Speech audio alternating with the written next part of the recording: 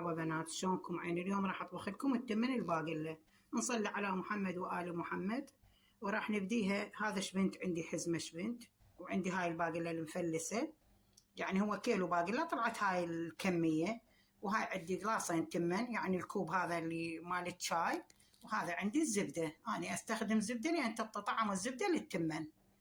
هسه راح أطبخ المكونات وأشوف لكم إياها. هسه هاي بنات عيني راح أحط الزبدة قدامكم أشوف لكم إياها،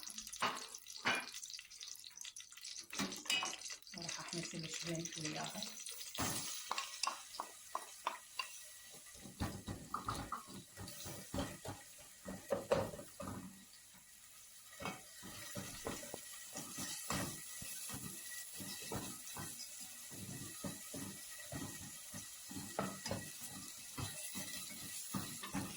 هسه هاي نزلت الباقلة شوية نقلبها ويا الشبنت. هاي من طعم الشبنت طيب يصير بيها.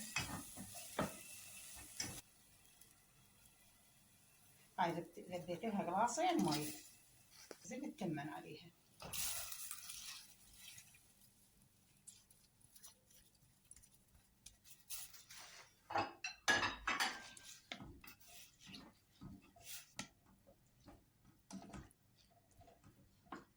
همين ظرف ماجي فوتها.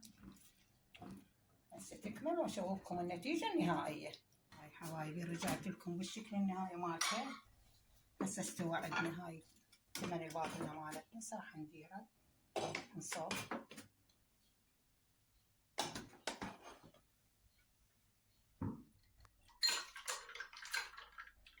رجعت لكم حبايبي، هاي الطبخة مالتنا انتهت.